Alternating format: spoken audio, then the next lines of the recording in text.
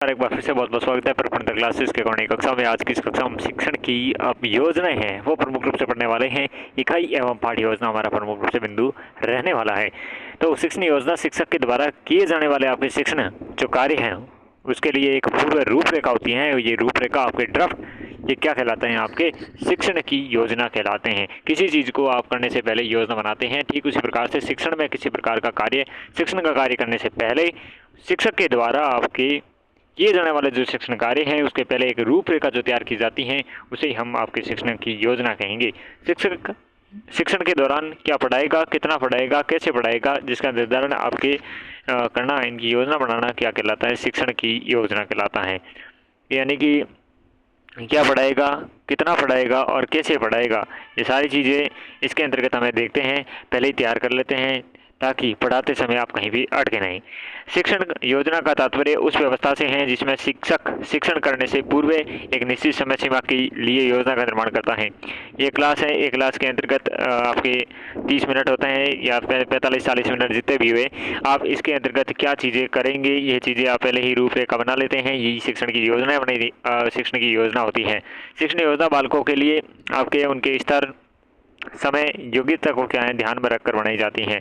कितना समय, अब ऐसे समय हो जाए 1-1.5 घंटे का, आप ऐसे विस्तृत 4 घंटे की नहीं बना सकते, या फिर बहुत कम के लिए आप हमारी 1 घंटे की क्लास है, हम 30 मिनट की शिक्षण योजना ना लेंगे तो 30 मिनट जो बचा है वो समय क्या करेंगे उसमें, बड़े तलने से तो रहे, ठीक है ना। तो सारी चीज़ें समय देखना होता है, योग्यता देखनी होती है। अब हम पहली क्लास के बच्चों को पढ़ा रहे हैं तो उनके लिए, या फिर 5वीं क्लास के बच्चे को पढ़ा रहे हैं तो उनके लिए शिक्षण विद्या आप उस हिसाब से सिलेक्ट करोगे। ऐसे तो है नहीं 5वीं क्लास के लिए शिक्षण का स्तर 5वीं कक्षा का है और आप 10वीं कक्षा के स्तर का वहाँ पर सेट कर रहे हो, तो वो भी चीज़ लाजमी नहीं है।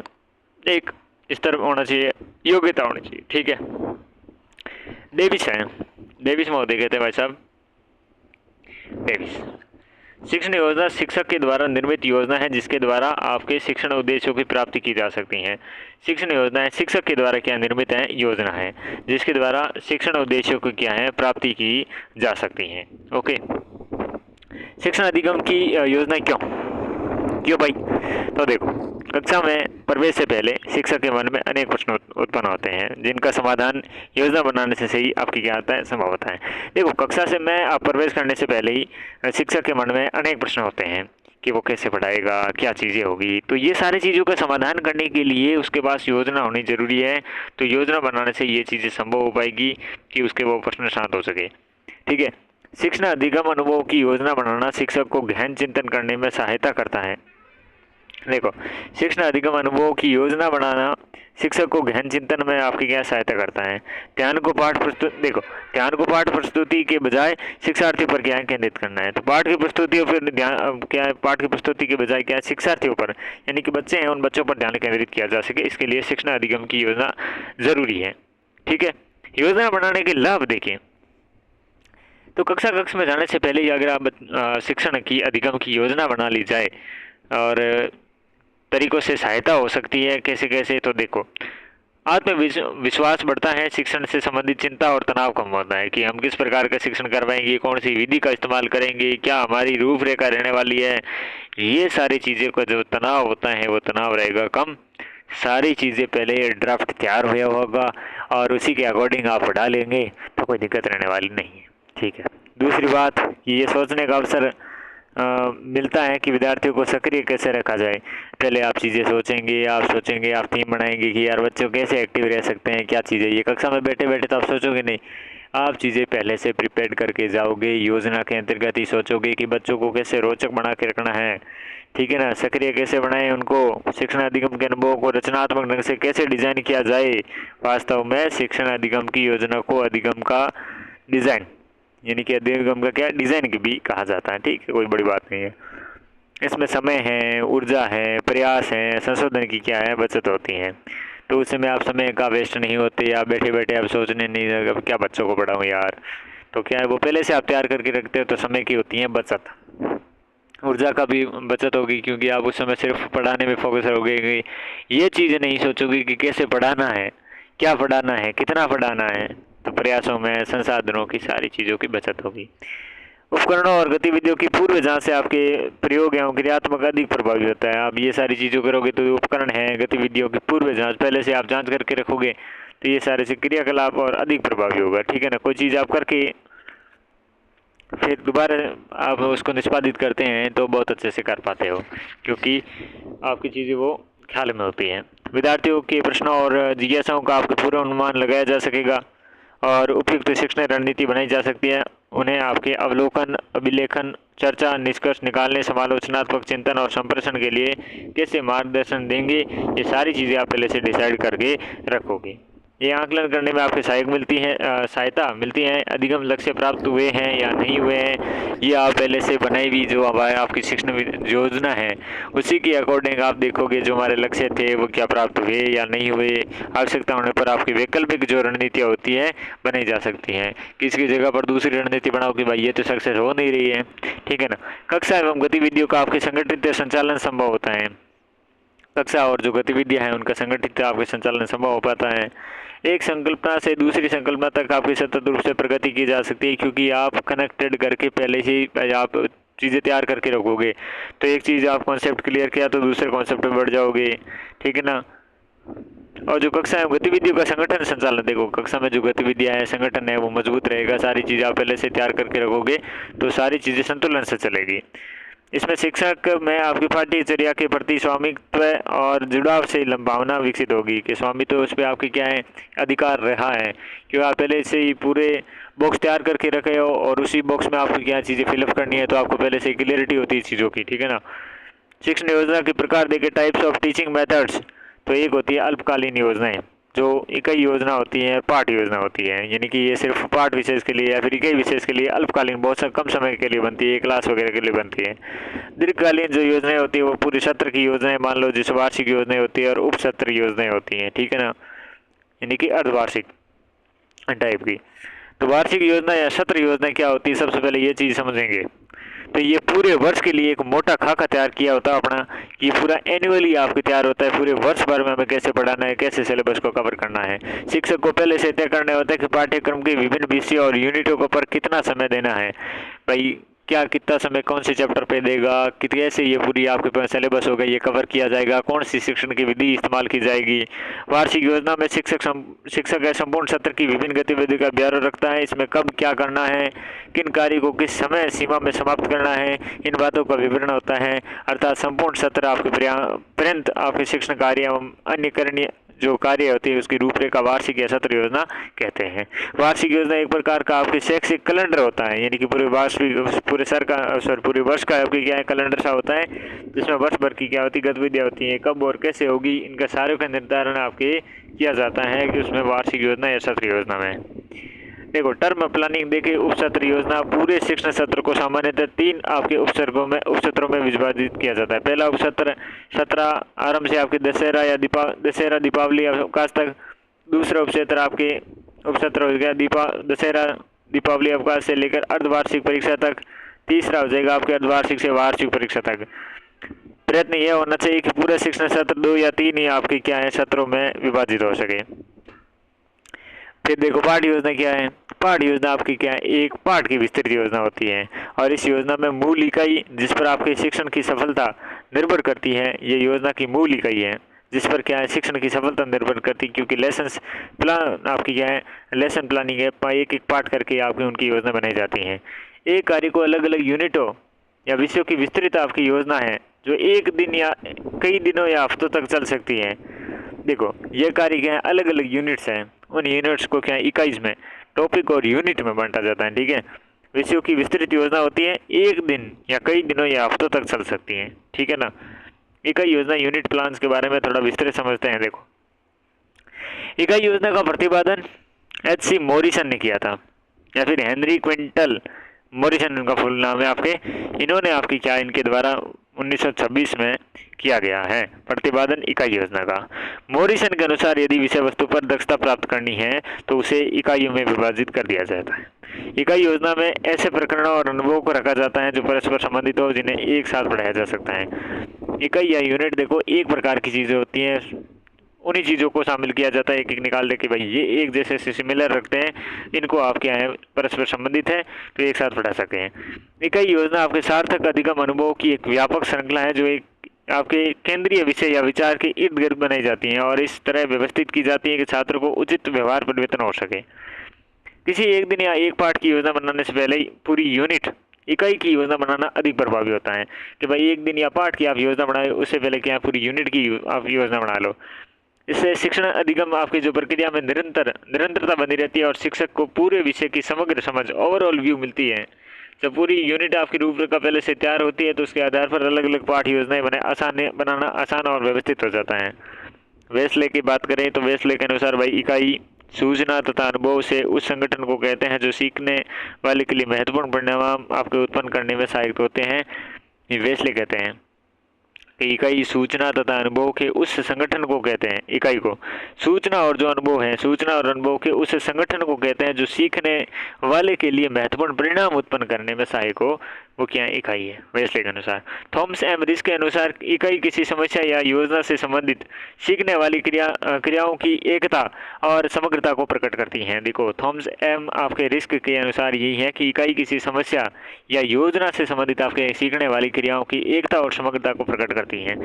मॉरिसन के अनुसार बात करें तो इकाई किसी संगठित विज्ञान, कला या आचरण के पर्याय का व्यापक और महत्वपूर्ण अंग है जिसे जान लेने से आपकी क्या है व्यवस्थित व्यक्ति में अनुकूलनीयता आती है। किसे मॉरिसन के अनुसार कि इकाई किसी संगठित विज्ञान, कला या आचरण के पर्यावरण का व्यापक और महत्वपूर्ण अंग है, ठीक है, जिसको जान लेने से क्या है व्यक्ति में आपके अनुकूलनीयता की जो आती है, ठीक है ना। नेक्स्ट सैमफोर्ड कहते हैं, सैमफोर्ड के अनुसार यूनिट सावधानी पूर्वक चयनित विषय वस्तु की एक रूपरेखा जैसे छात्रों की आवश्यकताओं और रुचियों में उसके संबंध के कारण अलग किया गया है। देखो यूनिट सावधानी पूर्वक चयनित विषय वस्तु की एक रूपरेखा है जिसे क्या छात्रों की आवश्यकता है और रुचियां हैं, उन रुचियों से संबंधित इसके संबंध के कारण आपके अलग किया गया है, ठीक है ना। ये सैमफोर्ड के अनुसार है। कोर्टर वी गुड के अनुसार देखें, इकाई से तात्पर्य किसी एक केंद्रीभूत समस्या या प्रयोजन के लिए इर्द गिर्द आपके संगठित उन विभिन्न क्रियाकलापों या अनुभवों तथा अधिगम सामग्री से है जिसे आपके शिक्षक के नेतृत्व में विद्यार्थियों के एक समूह विशेष के द्वारा आपके प्रकाश में लाया जाता है। देखो कोर्टर वी गुड के अनुसार क्या है, इकाई से तात्पर्य है किसी एक केंद्रीभूत समस्या से है, क्या है कोई एक केंद्रीभूत समस्या या प्रयोजन के इर्द गिर्द जो संगठित हैं उन विभिन्न क्रियाकलापों, अनुभव और अधिगम सामग्री से है जिसे आपके यहाँ शिक्षक के नेतृत्व में विद्यार्थियों की एक समूह है, समूह विशेष के द्वारा प्रकाश में लाया जाता है। कोर्टर वी गुड के अनुसार, कोर्टर वी गुड के अनुसार। एनसीईआरटी के अनुसार इकाई एक निर्देशात्मक युक्ति है जो विद्यार्थी को आपके संवेद रूप से ज्ञान प्रदान करती है। प्रेस्टोन के अनुसार एक ऐसी वस्तुओं का समूह जो किसी अधिकांश द्वारा बोधगम्य हो। देखो ये चीजें समान जब होती हैं तो उन्हें एक इकाई में बांट लेते हैं,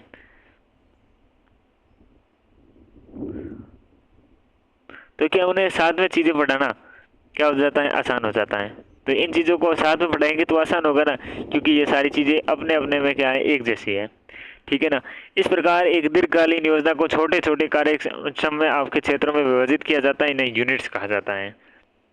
इकाई योजना की विशेषताएं देखते हैं। अब देखो इकाई योजना की विशेषताओं पे चलते हैं। इकाई योजना की क्या विशेषता हो सकती है कि भाई क्यों ये आपके इकाई योजनाएं हैं इतनी इंपॉर्टेंट बनती हैं। देखो यूनिट को अल्पकालीन योजना, शॉर्ट रेंज प्लानिंग भी कहा जाता है। तो यूनिट है, इस यूनिट योजना को आपके अल्पकालीन योजना कहते हैं, यानी कि शॉर्ट रेंज प्लानिंग भी कहते हैं। एक यूनिट योजना की अवधि 2 से 3 दिन लेकर 1 सप्ताह या 1 माह तक आपके हो सकती है, जो विषय वस्तु पर आपकी क्या है निर्भर करती है कि एक जैसी चीज़ें हैं वो कब सारी समाप्त होगी, उसके आधार पर डिपेंड करता है।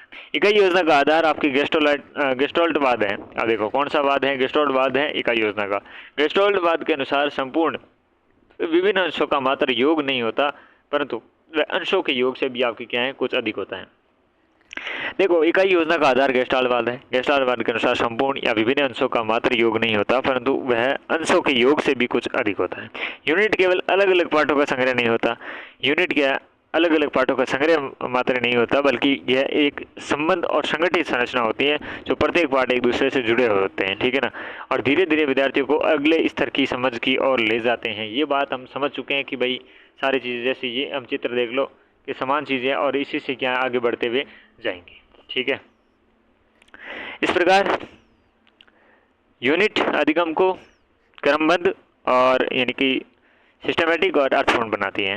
विज्ञान की यूनिट में केवल विषय वस्तु ही नहीं बल्कि शिक्षण जो अधिगम की रणनीतियाँ हैं, गतिविधियाँ, अनुभव भी शामिल होते हैं। इसमें विभिन्न संकल्पनाओं को आपके छोटे-छोटे भागों में विभाजित किया जाता है और उनके बीच के संबंधों को समझाकर विद्यार्थियों को स्पष्ट ज्ञान दिया जाता है। इकाई योजना अध्यापक की आपकी शिक्षण व्यूह रचना होती है, जो क्या है संपूर्ण शिक्षण प्रक्रिया को स्पष्ट चित्र है। ये पाठ्यक्रम को समय पर पूरा करने की योजना होती है। ठीक है, व्यू रचना है, समझ आ गई होगी बात। चलो अगला देखते हैं। मॉरिसन ने विषय वस्तु को आपके छोटे लेकिन क्या है अर्थपूर्ण यूनिटों में आपकी विभाजित करने की वकालत की है कि विषय वस्तु उनको छोटे छोटे आपकी यूनिट्स में बांटो, लेकिन क्या है अर्थपूर्ण आपकी यूनिट होनी चाहिए। सारे यूनिटों को अपने अपने बीच में संबंध होना चाहिए। प्रत्येक यूनिट पिछले यूनिट के पूर्व ज्ञान से आपके प्राप्त की जाती है। प्रत्येक इकाई की आपकी उप इकाइयों में बांटा जाता है। जो इकाई से उन इकाइयों को उप इकाइयों में बांटा जाता है। एक यूनिट कम या ज़्यादा दैनिक पाठ योजना का एक संग्रह होती है। एक यूनिट में आपस में जुड़े हुए और परस्पर निर्भर दो या दो से अधिक पाठ होते हैं, तभी तो वो यूनिट है। यूनिट कोई स्वतंत्र पाठ नहीं है, बल्कि ये शिक्षण अधिगम परिस्थितियों का एक संपूर्ण रूप है, जिसमें 2 से आपके 7 पाठ शामिल होते हैं जो आपस में जुड़े हुए होते हैं और परस्पर निर्भर होते हैं, जिनमें आपकी क्या उपयुक्त व्याप्ति और क्रम होता है। शिक्षण प्रयोजन के लिए एक यूनिट में 2 से कम और 7 से अधिक पाठ नहीं होने चाहिए। देखो 2 से तो कम नहीं होने चाहिए, 7 से अधिक नहीं होने चाहिए, ये बात इंपॉर्टेंट आती है। एक अच्छी यूनिट क्रमबद्ध, नियोजित और एकीकृत होती है, संबंधित और अर्थपूर्ण गतिविधियों की श्रृंखला पर बल देती है। सीधी बात है, एक यूनिट क्रमबद्ध होनी चाहिए, नियोजित होनी चाहिए, एकीकृत होनी चाहिए और एक दूसरे से आपके संबंधित और अर्थपूर्ण गतिविधियों की श्रृंखला पर बल देती है। संगठन में आपकी समग्रता, वोलनेस का क्या है आभास होता है। यूनिट के उद्देश्यों का स्पष्ट और सटीक रूप से आपको परिभाषित होना क्या है आवश्यक है। इसमें उद्देश्यों का समग्रता की दृष्टि से क्या है तैयार किया जाता है। पाठों की विषय वस्तु को क्या है समग्रता की दृष्टि से आपके व्यवस्थित किया जाता है, यानी कि समग्रता के हिसाब से क्या है आपके दृष्टि से आपको व्यवस्थित किया जाता है कि एक यूनिट में एक सारी चीज़ें कैसे व्यवस्थित हो। एक अच्छी यूनिट छात्र को गतिविधि और उन गतिविधियों को सफलतापूर्वक पूरा करने के लिए अपनाई जाने वाली प्रक्रियाओं को स्पष्ट रूप से दर्शाती है।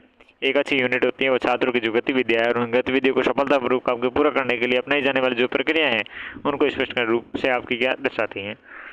इकाई योजना के निर्माण से शिक्षण के सभी उद्देश्यों को प्राप्त करना संभव है। जो इकाई योजना के निर्माण से ही आपके शिक्षण के सभी उद्देश्य हैं उनको प्राप्त करना संभव हो सकेगा। एक प्रभावी शिक्षण आपकी जो इकाई है एकीकृत होनी चाहिए, अर्थात इकाई आपस में जुड़ी हुई और संगठित होनी चाहिए। देखो एक प्रभावी शिक्षण इकाई जो एकीकृत होनी चाहिए, यानी कि यूनिफाइड होनी चाहिए और अर्थात इकाई आपस में क्या है जुड़ी हुई और संगठित होनी चाहिए। ये विषय वस्तु से मैं आपकी फिट होनी चाहिए, यही उनकी विशेषता है और इसे आपके पाठ्यक्रम की सामग्री के साथ सही मेल खाना चाहिए। ये यथोचित रूप से आपकी व्यापक कॉम्प्रिहेंसिव होनी चाहिए, व्यापक होनी चाहिए ये चीज़, और ये उचित रूप से आपकी विस्तृत और पूर्ण होनी चाहिए। छात्रों की रुचि और क्षमताओं का प्रतिबिंब होना चाहिए। छात्रों की जो रुचियाँ हैं क्षमताएं हैं उनका क्या प्रतिबिंब होना चाहिए। शिक्षा की विभिन्न गतिविधियाँ और शिक्षण विधियों का आपके प्रावधान होना चाहिए। इसमें समस्या समाधान वाली आपकी जो गतिविधियाँ ये होनी चाहिए और इसमें विद्यार्थियों को शारीरिक मानसिक रूप से क्या शिक्षण की सक्रिय रहने की व्यवस्था होनी चाहिए। तो रुचियाँ हैं, उनकी क्षमताएं हैं, उनका प्रतिबिंब तो होना ही चाहिए। साथ में जो गतिविधियाँ हैं उनको समस्या समाधान वाली गतिविधियाँ होनी चाहिए। शारीरिक मानसिक रूप से आपके यहाँ है शिक्षण में सक्रिय रहने की व्यवस्था होनी चाहिए। ठीक है, इसमें आपके विद्यार्थियों को सीखने के लिए प्रेरित करने एवं उनमें जिज्ञासा प्रवृत्ति तो आपकी क्या है प्रोत्साहित करने की क्षमता होनी चाहिए। तो विद्यार्थी उनको सीखने के लिए प्रेरित करे, उनमें जिज्ञासा की प्रवृत्ति हो, प्रोत्साहित करने की क्या होनी चाहिए क्षमता होनी चाहिए। ये विशेषता रहने वाली है आपकी जो इकाई योजना होती है उसकी। एक अच्छी यूनिट में आपके उपयुक्त शैक्षणिक सामग्री और संसाधनों का समावेश होना ही चाहिए। एक अच्छी यूनिट को स्पष्ट शुरुआत और समापन होना चाहिए। एक अच्छी से आपकी स्टार्टिंग है, एक अच्छी से एंडिंग, ये भी एक अच्छी मूवी की पहचान होती है। ठीक इसी प्रकार से इसकी इकाई यूनिट आपके लेसन प्लान यूनिट प्लानिंग होती है ये होनी चाहिए। इसमें भी एक अच्छी यूनिट की आपकी स्पष्ट शुरुआत और समापन, साथ ही इसका अर्थ है कि यूनिट किसी निश्चित समस्या या स्थिति में प्रारंभ होनी चाहिए। जब समस्या हल हो जाती है, प्रश्न का उत्तर मिल जाता है, तो विद्यार्थी स्पष्ट रूप से समझ पाते हैं कि उनका लक्ष्य प्राप्त हुआ कि नहीं। इसमें वातावरण को विशेष महत्व दिया जाता है। छात्रों में समायोजन की क्षमता का विकास होता है। मूल्यांकन के पर्याप्त आपके अवसर होने चाहिए। शिक्षण इकाई व्यवस्थित आपके घटक से शिक्षक में भिन्न हो सकते हैं। ठीक है, इकाई योजना के निर्माण की प्रमुख सूत्र देखो, तो सूत्रों में देखें तो पूर्ण से अंश की तरफ बढ़ने वाला रहता है। इसमें किसे पूर्ण से अंश की तरफ बढ़ता है, साथ ही में आपके संश्लेषण से विश्लेषण की ओर, ज्ञात से अज्ञात की ओर, स्थूल से सूक्ष्म की ओर। तो क्या है ज्ञात से आपकी क्या है अज्ञात की तरफ बढ़ना चाहिए, स्थूल से क्या है सूक्ष्म की तरफ, और संश्लेषण है इस संश्लेषण से विश्लेषण की तरफ, पूर्ण से अंश की तरफ इकाई योजना के शिक्षण सूत्र रहने वाले हैं। ठीक है, हेडगरकन देखें तो हेडगरकन के द्वारा दी गई यूनिट योजना की कुछ विशेषताएं देखो। यूनिट योजना ये मानती है कि अधिगम सबसे प्रभावी रूप से संपूर्ण रूप में होना, न कि टुकड़ों में। तो यूनिट योजना ये मानती है कि अधिगम लर्निंग है सबसे प्रभावी रूप से क्या है, संपूर्ण रूप से होनी चाहिए, यानी कि बोलने से होनी चाहिए, ठीक है, टुकड़ों से नहीं होनी चाहिए, फ्रैक्शन से नहीं।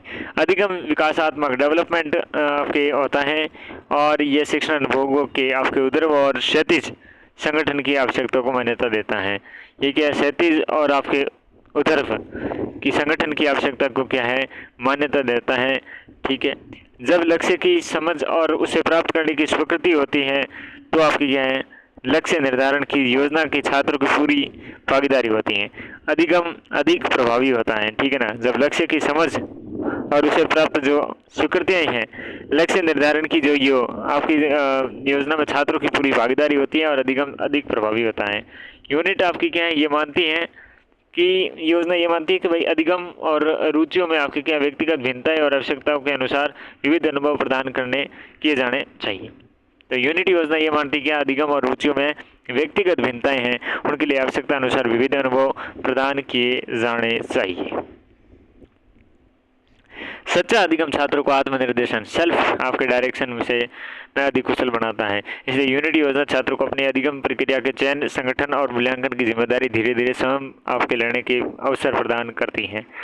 यूनिट योजना व्यवहार में अपेक्षित आपके जो परिवर्तन के रूप में लक्ष्य निर्धारित करके मूल्यांकन के लिए एक ठोस आधार प्रदान करती है, ठीक है ना। अब देखो इकाई योजना के उद्देश्य। इकाई योजना की प्रमुख रूप से अगर हम उद्देश्य की बात करें तो विद्यार्थियों की जो आवश्यकताएं हैं, मनोवृत्तियां हैं, रुचि हैं, योग्यताएं हैं, क्षमताएं हैं आदि के आधार पर विषय वस्तु को क्या करें, उनको संगठित करें, ठीक है ना। संगठित करने का भी एक उद्देश्य होना चाहिए। ये चीज़ें विषय वस्तु को व्यवहारिक और जीवन उपयोगी बनाना प्रमुख रूप से इसकी इकाई योजना का उद्देश्य, जो विषय वस्तु उसको व्यवहारिक और जीवन के उपयोगी बनाना होना। शिक्षण प्रक्रिया को अधिक से अधिक आपकी क्या उद्देश्यनिष्ठ, उपयोगी, सुरुचिपूर्ण, व्यवस्थित और निश्चित और पूर्ण बनाना है। इस दृष्टि से इकाई योजना को विशेष महत्व है। तो इकाई आपकी शिक्षण प्रक्रिया को अधिक से अधिक क्या उद्देश्य निष्ठ, उपयोगी, आपके साथ में सुरुचिपूर्ण, व्यवस्थित, निश्चित एवं पूर्ण बनाना दृष्टि से क्या है, इकाई योजना विशेष महत्व है।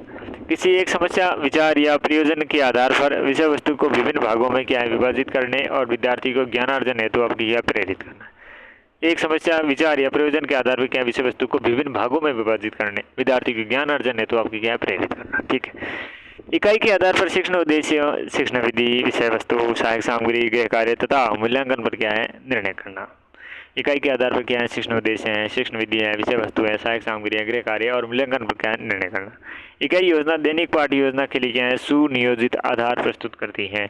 इकाई योजना दैनिक पाठ्य योजना के लिए सुनियोजित आपकी क्या है, आधार प्रस्तुत करती हैं। क्या करती हैं, आधार प्रस्तुत करती है, ठीक है जी। इकाई निर्माण के आधार, इकाई निर्माण के लिए क्या है आधार, देखो तो पाठ्यक्रम में आपके उल्लेखनीय विभिन्न जो विषय वस्तु के क्या अलग अलग यूनिट के रूप में स्वीकार किया जा सकता है।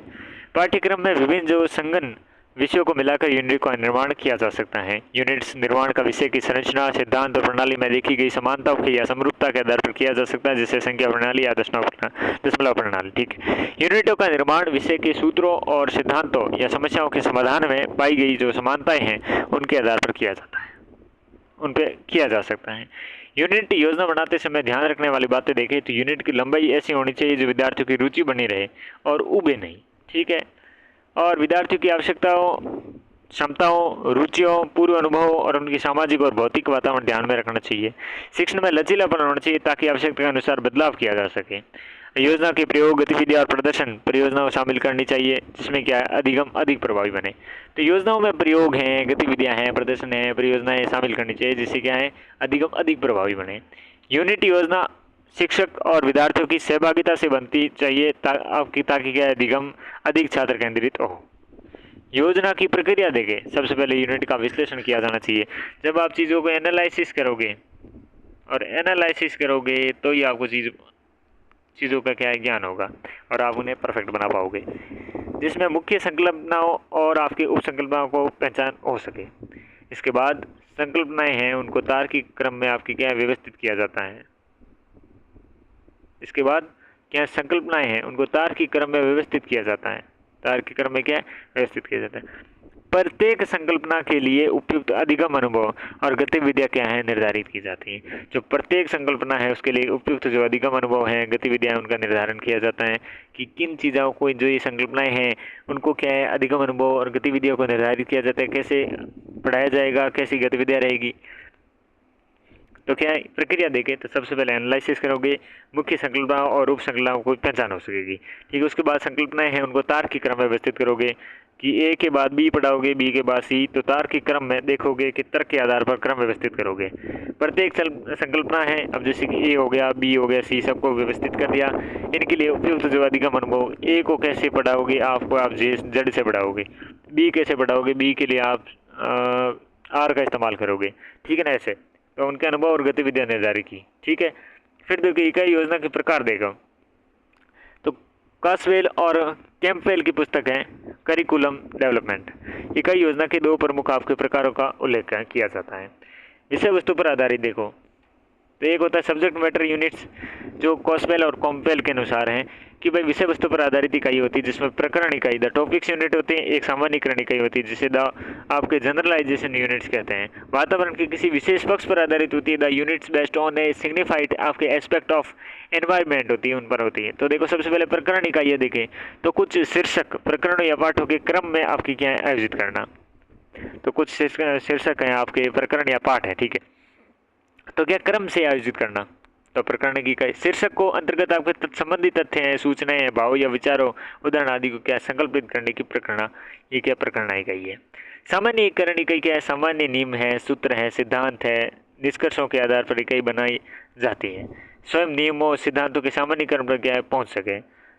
और इसी योजना को आपकी क्या आगमन विधि के ध्यान में रखते हुए की जाती है। ठीक है ना, यह सामान्यीकरण इकाई और ये प्रकरण इकाई के विषय वस्तु पर आधारित है। सी आपके वातावरण के किसी विशेष पक्ष पर आधारित देखें तो ये वातावरण के किसी विशेष पक्ष के आधार पर आपके मानकर अध्यापन अध्ययन सामग्री को इकाइयों में विभक्त किया जा सकता है। ठीक है, दूसरा अनुभवात्मक इकाइयाँ, तो ये विषय वस्तु पर आधारित इकाइयाँ हो गई। एक है अनुभवात्मक इकाइयाँ, इसमें भी तीन प्रकार की है। रुचि केंद्र पर आधारित, यानी कि वर्ग विशेष के बालकों की रुचियों पर आधारित क्रियाएं एक एक शीर्षक के अंतर्गत आपकी क्रम योजित की जाती है। दूसरी प्रयोजन पर आधारित, रुचि में से आपकी क्या प्रयोजन उत्पन्न होता है, बालकों में किसी न किसी प्रयोजन को पूरा करने की आपकी उत्कंठा जागृत हो जाती है। ऐसे प्रयोजनों का गठन इकाइयों में किया जा सकता है। तो प्रयोजना पर आधारित यानी कि the unity based on the people process, तो रुचि से प्रयोजन आपके उत्पन्न होता है और प्रयोजनों बालकों में किसी न किसी प्रयोजन को पूरा करने की उत्कंठा जागृत हो जाती है और ऐसे प्रयोजनों का गठन इकाइयों में किया जा सकता है। तो ये प्रयोजन आधारित हो गई, रुचि केंद्र पर आधारित हो गई। तीसरी आवश्यकता पर आधारित, इन इकाइयों का आधार आपके बालकों की आवश्यकता पूरा करने वाली इकाइयाँ हो सकती है। ठीक है ना, तो बच्चों को अगर सीढ़ियाँ चढ़ना है तो आप सीढ़ियाँ लगाओगे ना, तो आवश्यकता पर आधारित हो गई, प्रयोजन पर आधारित हो गई, रुचि केंद्र हो गई, ये अनुभवात्मक इकाइयाँ हो गई। ठीक है ना, एक्सपीरियंस यूनिट्स। इकाई योजना के सोपान देखें, विषय वस्तु विश्लेषण या इकाई विभाजन। पहले चरण में विषय वस्तु का विश्लेषण कर इकाइयों को कुछ आपकी क्या है, उपयुक्त उप इकाइयों में विभाजित किया जाता है। ठीक है ना, विषय वस्तु विश्लेषण इकाई का विभाजन। देखो इकाइयों के योजना के सोपान देखें तो विषय वस्तु का विश्लेषण या इकाई का विभाजन, तो context analysis and division of the units. सबसे पहले ये करोगे, आपकी विषय वस्तु का विश्लेषण करके आपकी क्या है, इकाइयों को कुछ उपयुक्त उप इकाइयों में विभाजित करोगे और हर उप यूनिट के अनुरूप आप उस उप यूनिट के विषय वस्तु को कवर करने के लिए आवश्यक जो अवधियाँ हैं, अवधियों की संख्या भी आपके शिक्षक के द्वारा उल्लेखित की जानी चाहिए। ये विषय वस्तु के विश्लेषण और इकाई विभाजन हुआ। फिर विशिष्ट उद्देश्य होंगे। दूसरे चरण में शिक्षक को शिक्षण अधिगम यूनिट से संबंधित जो व्यवहारिक उद्देश्य होता है उनको ठीक बनाना चाहिए। तो शिक्षण आपके अधिगम यूनिट्स हैं, उनसे संबंधित कि भाई इस यूनिट से क्या शिक्षण जो संबंधित व्यवहार है, उद्देश्य है, इनको पूरा करना है। विशिष्ट उद्देश्य है। फिर अधिगम की क्रियाएं यानी कि लर्निंग एक्सपीरियंस या एक्टिविटीज़ एंड मेथड्स देखें। शिक्षण को उन गतिविधियों या शिक्षण अधिगम अनुभवों की पहचान करनी होनी चाहिए जिन्हें उसे किसी विशेष यूनिट के पूर्व आपके निर्धारित शिक्षण उद्देश्य को प्राप्ति हेतु अपनाना है। यह अधिगम की क्रिया होगी।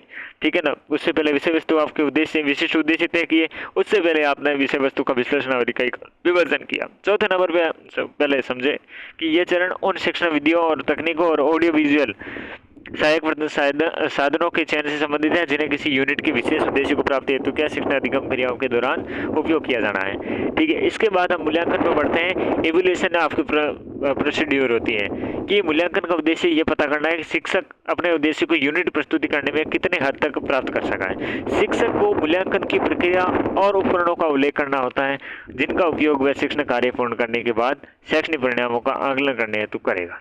मूल्यांकन मौखिक रूप से प्रश्न पूछ किया जा सकता है। उत्तर आपने संक्षिप्त उत्तर वाले प्रश्न यूनिट प्रशिक्षण के लिए वांछित माने जाते हैं। देखो,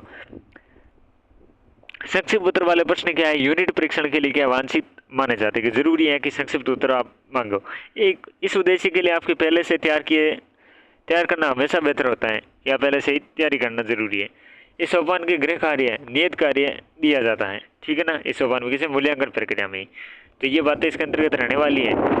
देखो, थॉम्स आपके एम रिस्क के अनुसार इकाई योजना के 7 सोपान है। पहले उद्देश्यों का चयन, फिर है इकाई खंडों का विभाजन, फिर है इकाई खंडों का विकास, यानी कि खंड के जो विभिन्न विशिष्ट उद्देश्यों का चयन है, प्रत्येक खंड के क्षेत्र का आपके निर्धारण है, उपयुक्त छात्र क्रियाओं का चयन है, फिर इकाई की प्रस्तावना के लिए तैयारी है, फिर व्यक्तिगत भिन्नताओं के लिए आपकी व्यवस्था है, प्रगति का मूल्यांकन है, नियत कार्य, फिर आपकी शिक्षण सामग्री और संदर्भ पुस्तकों का चयन। प्रगति का मूल्यांकन आपने किया उससे पहले। ठीक है, तो पहले उद्देश्य का चयन, फिर इकाई खंडों का विभाजन, फिर इकाई खंडों का विकास। ठीक है ना, फिर इकाई प्रस्तावना के लिए तैयारी, ये थॉम्स एम रिस्क के अनुसार बता रहा हूँ। व्यक्तिगत विभिन्नताओं के लिए व्यवस्था, और फिर प्रगति का मूल्यांकन, फिर लास्ट में शिक्षण सामग्री और संदर्भ पुस्तकों का चयन। इकाई योजना का प्रारूप देखते हैं। इकाई योजना के सभी विभिन्न पक्षों को ध्यान में रखकर एक प्रारूप विकसित किया गया जो आवश्यक आपके परिवर्तन के साथ सभी विषय अध्यापकों के द्वारा अपनाया जा सकता है।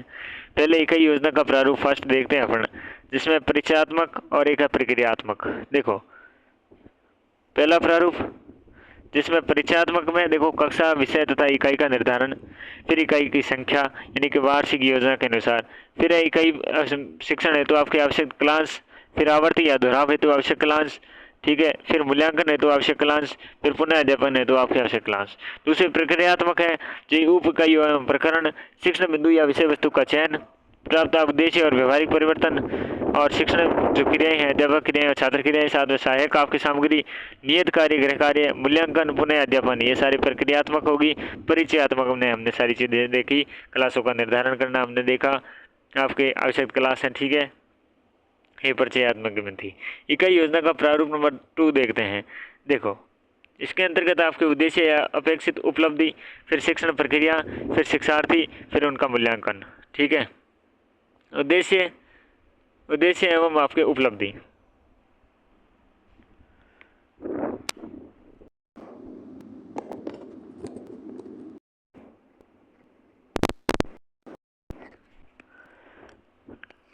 अगला देखिए अपने, हाँ ये देख रहे हैं इकाई योजना का प्रारूप में। देखो तो उद्देश्य और शिक्षण अपेक्षित जो उपलब्धि है, जिसमें उद्देश्य, अपेक्षित योग्यताएं, वस्तु संकलन, ये इसके अंतर्गत आपके रहने वाली है। उद्देश्य है, अपेक्षित योग्यताएं हैं और वस्तु संकलन है। शिक्षण प्रक्रिया में देखेंगे तो इसमें अध्यापक की क्रियाएं और विद्यार्थी शिक्षार्थी की आएगी। शिक्षार्थी में अपन देखें तो ठीक है, शिक्षार्थी की क्रियाएं होगी, साथ में यहाँ पर शिक्षण प्रक्रिया के अंतर्गत फिर आखिरी में मूल्यांकन। ठीक है, ये हटा दो यहाँ से। मूल्यांकन के अंतर्गत आपके पाठ के अंतर्गत और पाठ के उपरांत मूल्यांकन। ओके, इकाई योजना के दोष देखें। इकाई योजना के दोष, इकाई योजना मनोवैज्ञानिक सिद्धांतों पर आधारित नहीं होती है। ठीक है, इकाई योजना से पढ़ाने के लिए कुशल और प्रशिक्षित अध्यापकों की आवश्यकता पड़ती है। इस योजना के अनुसार आपकी शिक्षण यंत्रवत हो जाता है। ठीक है, सारी चीज़ें पहले से फिट होती हैं, ऐसा करना पड़ता है। इसे तैयार करने के अधिक आपके समय व श्रम लगता है। इसमें इकाई योजना के पुनः शिक्षण की उचित व्यवस्था नहीं हो पाती है। ये योजना आपके बाल केंद्रित न होकर हमेशा योजना केंद्रित अधिक लगती है। इसमें सहायक सामग्री के प्रयोग पर क्या है, अधिक बल दिया जाता है। ओके, मॉरिसन इकाई योजना उपागम। ठीक है, ये हम अगली क्लास में पढ़ेंगे। तो इस कक्षा में बस इतना ही, मिलते हैं अगली कक्षा में, तब तक के लिए नमस्कार।